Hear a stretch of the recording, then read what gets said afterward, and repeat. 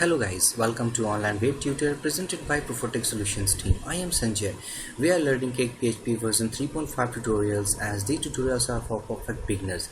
This is our part 30 of this video session series in which we will discuss about accessors and mutators in Cake PHP. Okay, and if you are a beginner, then I strongly suggest you to watch our previous video to make the clear vision about Cake PHP version 3.5. Okay तो इस video session में हम जो cover करेंगे वो होगी हमारी accessors and म्यूटेटर्स। साथ ही साथ हम ये डिस्कशन करेंगे कि हम इन दो प्रॉपर्टीज़ को यूज़ करके अपने वर्चुअल प्रॉपर्टीज़ कैसे बनाएं। ओके तो इन प्रॉपर्टीज़ को यूज़ करने के लिए गाइस हमें एक एंटिटी फाइल बनानी होगी अपने केक पीएचपी एप्लीकेशन में। ओके और ये एंटिटीज़ क्या होते हैं हम उनके बारे में भी डिस्कशन करेंगे। ओके तो मैं जाऊँगा एसआरसी फोल्डर के अंदर और एसआरसी फोल्डर के अंदर आप देख सकते हो मॉडल के अंदर एंटिटी फोल्डर है हमारे पास। ओके तो मैं इसके अंदर क्रिएट करूँगा लाइक और जो हमने एप्लीकेशन बनाई है इसके पहले वाले वीडियो सेशंस में लाइक बुक एप्लीकेशन, तो उसी के नाम से मैं एक एंटिटी फाइल बनाऊँगा। Okay book.php। अगर मैं नेमिंग कन्वेंशन गाइस फिर से आपको एक बार समझा दूँ तो याद मीन्स मैंने बताया था लाइक कंट्रोलर की नेम अगर हमें अपने एप्लीकेशन में प्रोवाइड करानी है तो वो होगी हमारी बुक कंट्रोलर। ओके अगर हम कंट्रोलर का नाम देना चाहते हैं तो एज ए सफिक्स हमें कंट्रोल ऐड करना होगा। साथ ही साथ अगर हमें डेटाबेस में टेबल क्रिएट करना होगा तो जो हमारी टेबल होगी वो होगी बुक्स। ओके जो मॉडल फाइल होगी वो होगी हमारी बुक्स टेबल और जो एंटिटी फाइल होगी हमारी एंटिटी फाइल होगी सिंपल बुक। तो ये नेमिंग कन्वेंशन हमें फॉलो करनी है अपने केक पीएचपी एप्लीकेशन में अगर हम एप्लीकेशन बना रहे हैं तो। ओके तो मैं इसे रिमूव कर दूंगा। जबकि ये हमारी एंटिटी फाइल है तो book.php is the write name.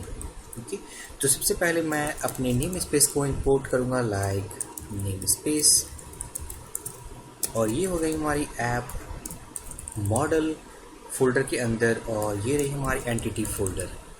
Okay उसके बाद मैं यूज़ करूंगा like cake ORM and entity. Okay साथ ही साथ मैं क्लास डिफाइन करूंगा like class book extends entity। Okay तो अगर गाइस आपको याद हो एंटिटी के बारे में तो जब हमने रिकॉर्ड्स को क्रिएट किया था अपने बुक एप्लीकेशन में, अगर मैं वो कंट्रोलर खोल लूँ तो वो मेथड एंटिटी हमने यूज़ करी हुई थी वहाँ पर। ओके और इस मेथड में अगर मैं सेव मेथड क्लिक करूँ तो ये रही वो न्यू एंटिटी मेथड। ओके तो ये जो न्यू एंटिटी मेथड है गाइस इसी मेथड ये जो मेथड होती है ये इंटरनली हमारे बुक एंटिटी को ही कॉल करती है। ओके जिससे ये नए एक रिसोर्स लोकेट करती है हमारे इस डेटा को सेव करने के लिए। जब भी हम कोई डेटा सेव कर रहे होते हैं अपने एप्लीकेशन में तो वो केक पीएचपी के एक रिसोर्स को लोकेट करता है जहाँ पर वो वैल्यूज़ स्टोर होते हैं। ओके जो हमारी एंटिटीज़ होती हैं वो किसी पर्टिकुलर एक रो को स्पेसिफाई करते हैं। ओके जैसे मैं बताऊँ कि जो हमने टेबल यूज़ किया हुआ है अभी, अगर इस टेबल में अभी हमारे पास एक रिकॉर्ड है। ओके अगर हम मल्टीपल रिकॉर्ड्स मीन्स हमारे पास अगर थाउजेंड्स रिकॉर्ड है, अगर उन रिकॉर्ड्स को हम अपने बुक लिस्ट पेज पे शो कर रहे हैं तो इंडिविजुअल किसी रो के साथ जैसे हम रो बाय रो वैल्यू को रीड करेंगे इस बुक लिस्ट पेज पे। ओके अगर हम रो बाय रो कोई ऑपरेशन करना चाहते हैं किसी रो के साथ तो वो अपने हम एंटिटी से कर सकते हैं।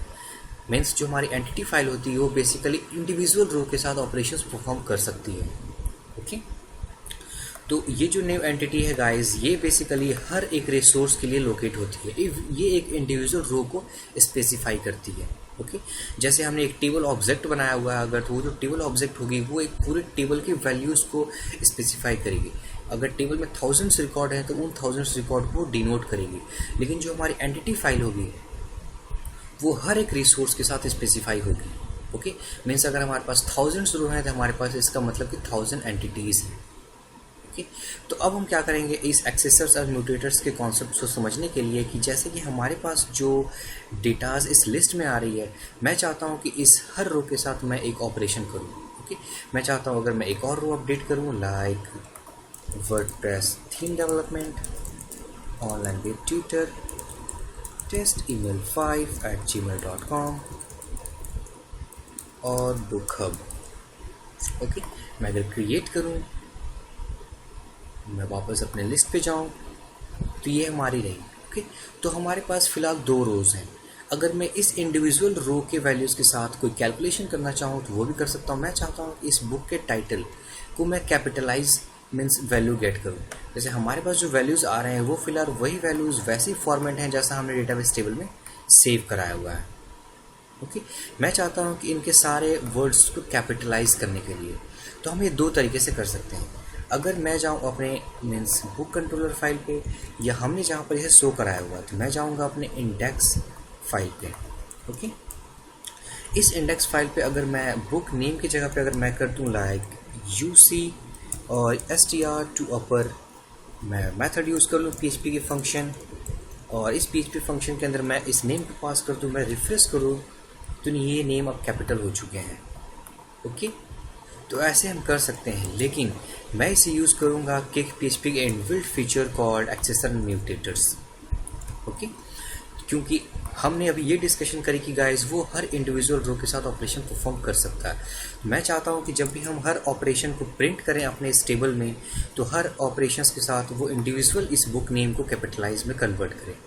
ओके, मैं जाऊँगा अपने बुक एंटिटी फाइल पे और मैं यूज़ करूँगा फीचर्स ऑफ एक्सेसर। ओके, अगर हम किसी वैल्यू को अगर हम मैनिपुलेट कर रहे हैं मीन्स गेट करने के दौरान, तो उसे हम बोलते हैं एक्सेसर, एक्सेस करने के दौरान।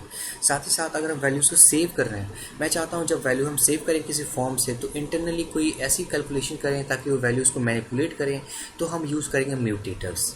ओके, तो सबसे पहले हम समझते हैं एक्सेसर्स के बारे में।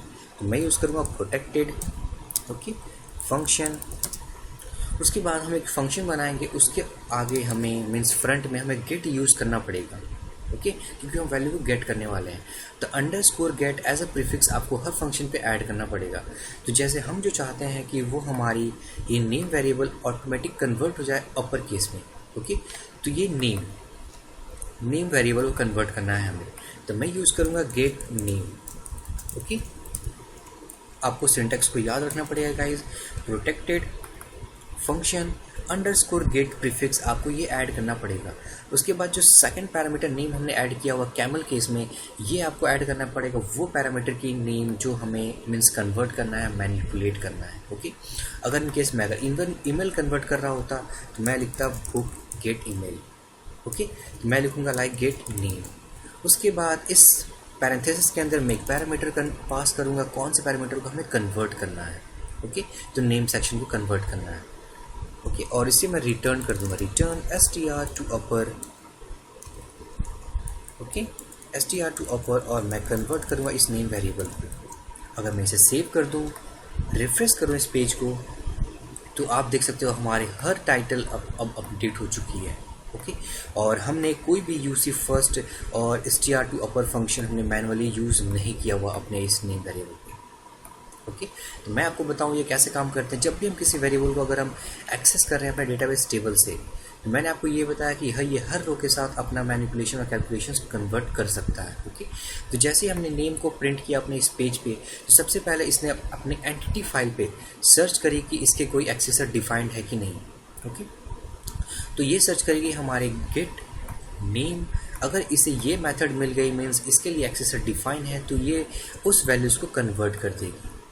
ओके, तो आप इस नेम की जगह पे ऐसी कोई बात नहीं कि अगर हमने नेम यहाँ पर लिखा हुआ तो हमें नेम पैरामीटर पास करना पड़े, आप इसकी जगह पे कोई वैल्यू पास कर सकते हो। ओके, तो बेसिकली ये वही काम करेगी। तो जैसे मैं अगर वैल्यू लिखूँगा यहाँ पर और वैल्यू करूँ, जो एक्सेसर होती है गाइस उससे सिर्फ इस मेथड से मतलब होता है। ओके, वैल्यूज़ तो हमारी वही वैल्यूज़ रहेंगी जिनको हम रीड करें। अगर मैं इसे रिफ्रेश करूँ तो ये वही वैल्यूज़ हैं। ओके, अब हम बात करते हैं म्यूटेटर्स की। ये तो थी एक्सेसर्स की। अब अगर सपोज़ अगर मैं एक्सेसर में अब कुछ और चीज़ करूँ, तो लाइक मैं चाहता हूँ कि ये जो हमारी ऑथर है उसके साथ मीन्स कुछ कनकैटिनेट होके आए। ओके, कुछ ऐड होकर आए, तो मैं यूज़ करूँगा लाइक ऑथर, क्योंकि हम जो अब कैलकुलेशन करने वाले हैं वो भी हमारी ऑथर के साथ। ओके, मैं यूज़ करूँगा गेट ऑथर वैल्यू, और मैं चाहता हूँ कि इस वैल्यू के साथ एक और वैल्यू ऐड होके आए और वो हो दैट इज संजय।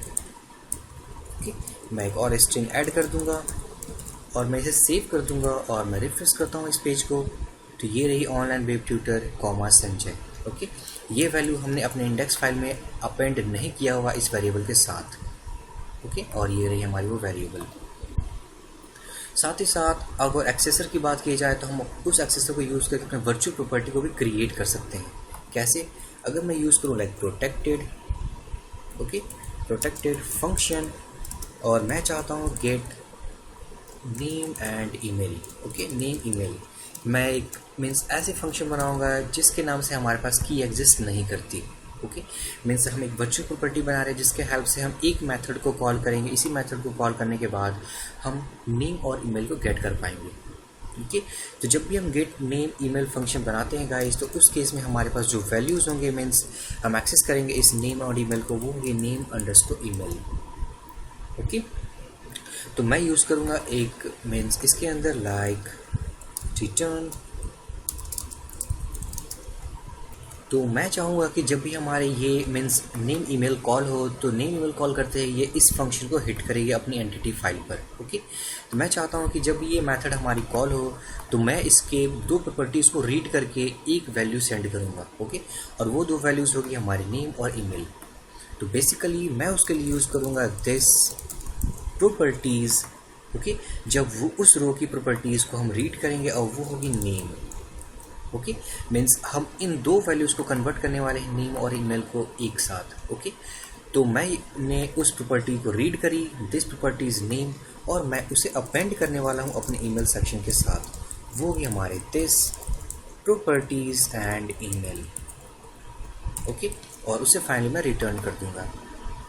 तो जब भी हम अपने व्यू फाइल पे अगर नेम ईमेल को कॉल करूँ, ऐसे कॉपी करूँगा, इंडेक्स फाइल पे अगर मैं सपोज इस काउंट के साथ मैं अगर इसे अपेंड कर दूँ जस्ट फॉर टेस्टिंग, तो मैं इसे यूज़ करूँगा like book you name email, okay. ये बुक एज अ की होगी और ये वही नेम ईमेल होगी जिससे के हेल्प से हम इस फंक्शन को कॉल कर सकते हैं, ओके। हमने नेम और ईमेल लिखा हुआ कैमल केस में, तो कैमल केस जब भी हम क्रिएट करेंगे तो उसके लिए हमें अंडरस्कोर स्पेसिफाई करना पड़ेगा, ओके। तो मैं इसे अगर सेव करता हूँ, रिफ्रेश करता हूँ, तो ये रहे values like WordPress theme development, ये हमारी नेम हुई, और ये हुई test5@gmail.com, ये हमारी ईमेल हुई, ओके।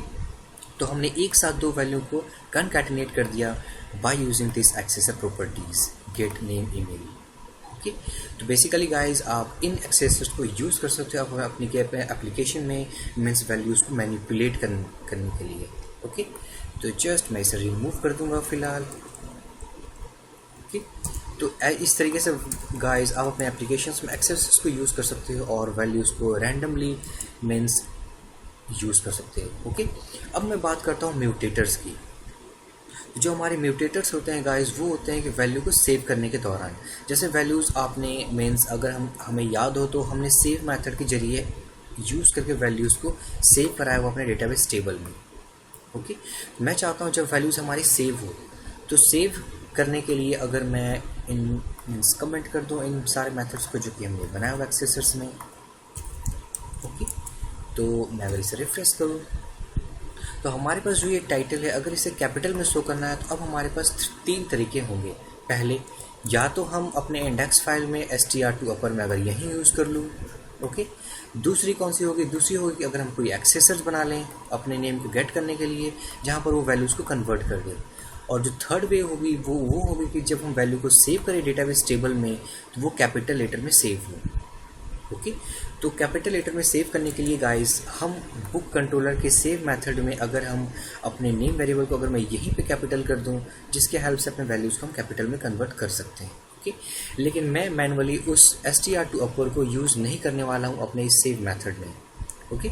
इसके लिए म्यूटेटर्स प्रोवाइड कराए गए हैं हमारे किक PHP एप्लीकेशन में, जहाँ वैल्यूज़ को सेव करने के दौरान अपने इंस्टेंस डेटा के साथ आप मैनिपुलेट कैलकुलेशन कर सकते हो, ओके। तो मैं यूज़ करूँगा म्यूटेटर्स। तो मैं जाऊँगा अपने इस एंटिटी फाइल पे, मैं यूज़ करूँगा लाइक प्रोटेक्टेड फंक्शन, और उसके लिए मैं यूज़ करूँगा set as a prefix, okay. और हम नेम सेट करने वाले हैं, ओके, लाइक वैल्यू। जब वो वैल्यू हमारे पास आए तो मैं इसे लिखूँगा लाइक रिटर्न str2 अपर, ओके। और मैं इसे कन्वर्ट कर दूँगा अपर केस में और मैं वापस रिटर्न कर दूँगा, ओके। तो मैं इसे अगर सेव करूँ, वापस से मैं अगर बुक को क्रिएट करूँ लाइक एक PHP 3.5 अपडेटेड कोई बुक क्रिएट करूँगा मैं। Author should be online with tutor, ML should be test data updated, okay, और मैं सेव करूँगा। Invalid email address, okay. मैं और कोई बुक लूँ, like Laravel tutorials 2 online web tutor, email should be something like dummy, okay, और description should be blank. मैं save करता हूँ। जो वैल्यूज़ को मैंने सेव किया, अगर मैं डेटाबेस में चेक करूँ तो ये रही वो टाइटल जो कि कन्वर्ट हो चुकी है, Laravel tutorials 2।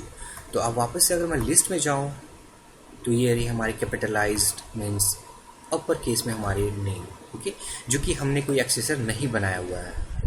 तो विदाउट एक्सेसर अगर मैं किसी वैल्यू को कैलकुलेट करना हो, मैनिपुलेट करना हो, तो हम एक्सेसर की हेल्प से कर सकते हैं, ओके।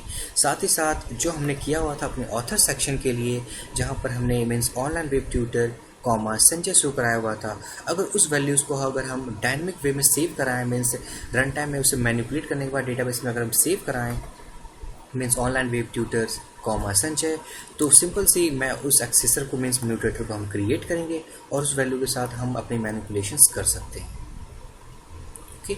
तो ये थे guys complete concept of accessor and mutators in cake PHP।